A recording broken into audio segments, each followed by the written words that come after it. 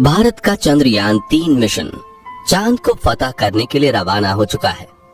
14 जुलाई 2023 के दिन दोपहर के 2:35 पर बाहुबली चंद्रयान-3 ने श्रीहरिकोटा के सतीश धवन स्पेस सेंटर से एक सफल उड़ान भरी और अब चंद्रयान-3 अंतरिक्ष में पहुंचकर धरती के आसपास इलिप्टिकल रूट में एंट्री ले चुका है, जिसमें सफर करते हुए स्पेस क्राफ्ट धीरे धीरे पृथ्वी से दूर और चांद के पास जा रहा है। लेकिन अब इसका आगे का सफर इतना आसान नहीं होने वाला और इस सफर में सबसे मुश्किल है इसका आखिरी पड़ाव, जिसमें ये 23 या 24 अगस्त के दिन चांद के दक्षिणी ध्रुव पर सॉफ्ट लैंडिंग करने की कोशिश करेगा। और इसी प्रयास में साल 2019 में चंद्रयान-2 का मिशन असफल हुआ था।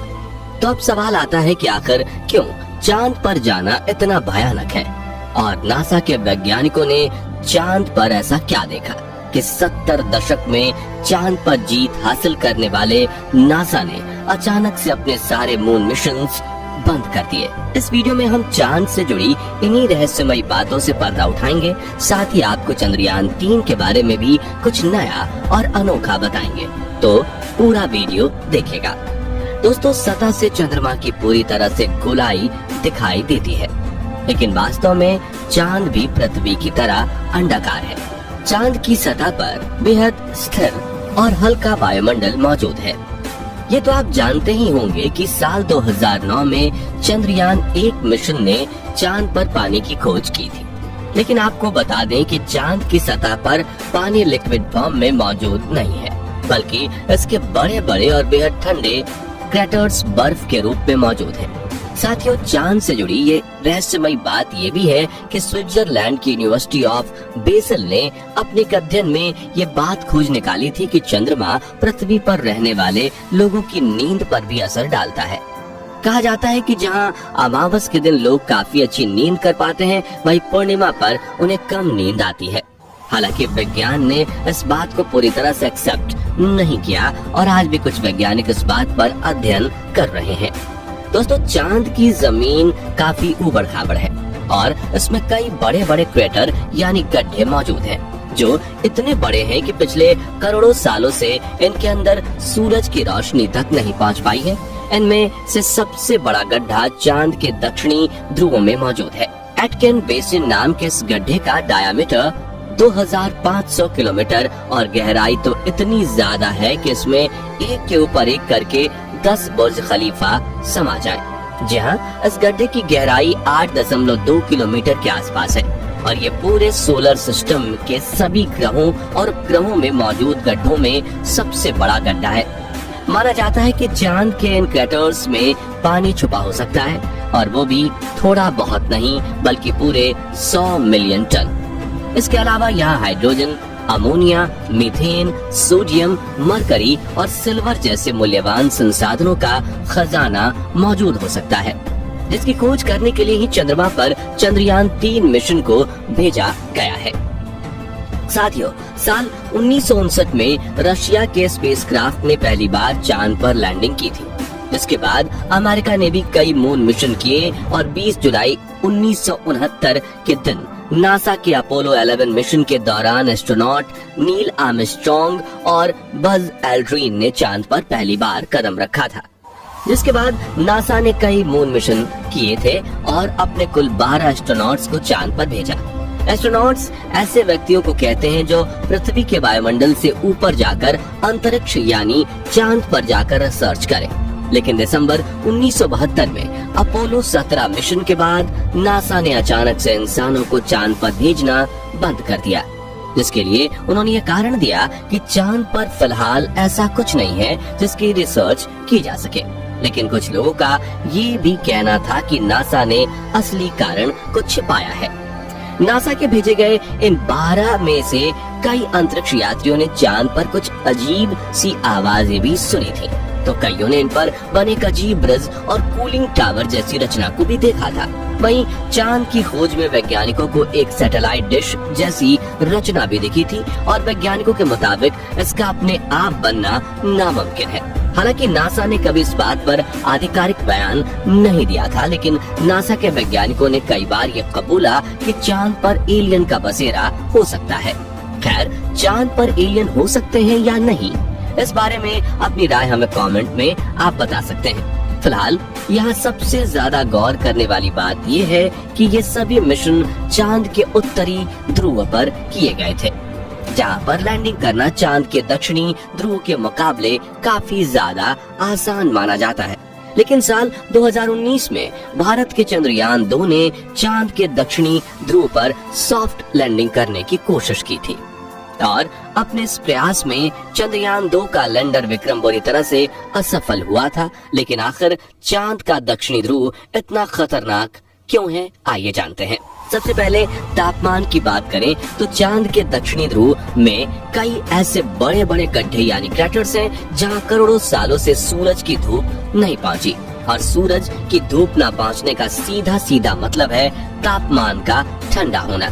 इसलिए कई बार दक्षिणी ध्रुव का तापमान -230 डिग्री सेल्सियस तक पहुंच जाता है। ऐसे में किसी भी इंसान का स्पेसक्राफ्ट से बाहर निकलना तो छोड़ो, खुद स्पेसक्राफ्ट के लिए भी ऐसे वातावरण में काम करना मुश्किल है। इतने कम तापमान में कई बार स्पेसक्राफ्ट पर लगे इंस्ट्रूमेंट चलना बंद हो जाते हैं।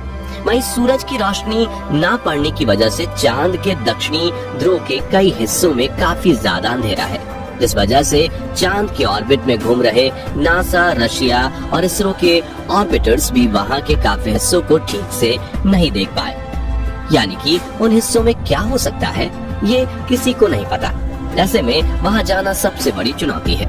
इसके अलावा चांद के दक्षिणी ध्रुव की जमीन उत्तरी ध्रुव से ज्यादा उबड़ खाबड़ है, पर यहाँ पर कुछ सेंटीमीटर से लेकर 2500 किलोमीटर तक के बड़े बड़े गड्ढे हैं। ऐसे में रिसर्च के लिए किसी भी रोवर को यहाँ चलाना हो तो काफी सावधानी बरतनी पड़ती है, और अगर रोवर किसी बड़े क्रैटर में गिर गया तो उसे वहाँ से निकालना लगभग नामुमकिन हो जाएगा और रिसर्च मिशन भी फेल हो जाएगा। इस बात को ध्यान में रखते हुए इसरो ने चंद्रयान 3 के प्रज्ञान रोवर में सेंसर्स और नेविगेशन कैमरास लगाए हैं। अब सवाल आता है कि चंद्रयान 2 का विक्रम लैंडर चांद की सतह पर सॉफ्ट लैंडिंग करने में क्यों फेल हुआ था। तो बता दें कि इसरो के मुताबिक धरती से चांद की दूरी करीब 3,84,400 किलोमीटर है।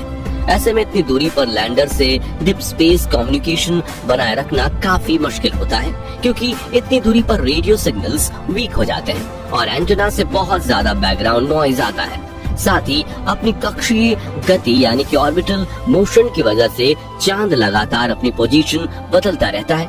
ऐसे में तय की गई लैंडिंग साइट पर पहुंचने के लिए लैंडर को भी सही मोशन पकड़े रहना पड़ता है।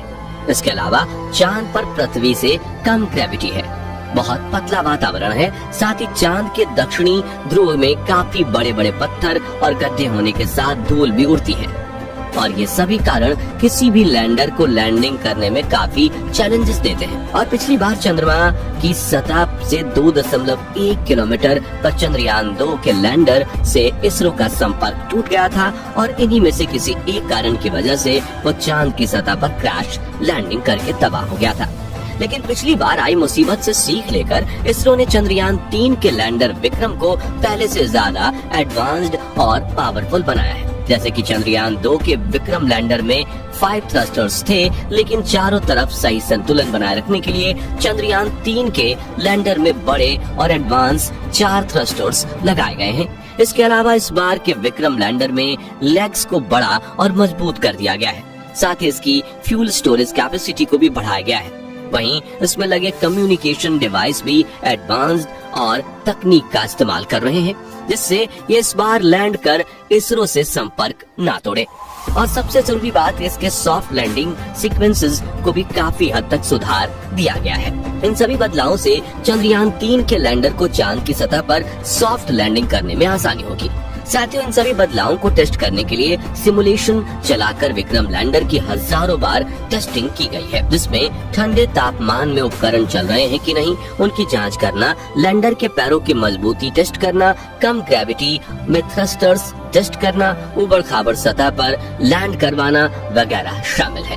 वह इसकी लैंडिंग साइट यानी चंद्रमा की धरती पर उतारने की जगह को भी पहले से ज्यादा बढ़ाकर 4x2.4 किलोमीटर की लोकेशन चुना गया है। और यदि सब कुछ प्लानिंग के मुताबिक रहा तो 23 या 24 अगस्त के दिन विक्रम लैंडर को चांद की सतह पर लैंड करवा दिया जाएगा। दोस्तों, अगर इस बार चंद्रयान 3 का लैंडर चांद पर बिल्कुल सही तरीके से सॉफ्ट लैंडिंग करता है तो अमेरिका, रशिया और चीन के बाद भारत वो चौथा देश होगा जो चांद पर सॉफ्ट लैंडिंग करेगा। साथ ही हमारा भारत वो पहला देश बनेगा जिसने चांद के सबसे भयानक हिस्से यानी साउथ पोल पर लैंडिंग की है, जिससे स्पेस रिसर्च के फील्ड में भारत का नाम सबसे ऊंचा हो जाएगा। तो साथियों, अगर आप भी हमारी तरह यही चाहते हैं कि चंद्रयान 3 मिशन में भारतीय स्पेस एजेंसी इसरो को अपार सफलता प्राप्त हो तो कमेंट बॉक्स में इसरो को अपनी दुआएं जरूर दीजिए। साथ ही जानकारी पसंद आई हो तो वीडियो को लाइक शेयर जरूर कीजिए और चंद्रयान 3 मिशन से जुड़ी हर पल की खबर पाते रहने के लिए हमारे चैनल को सब्सक्राइब करके बेल आइकन जरूर प्रेस कर दीजिए। धन्यवाद।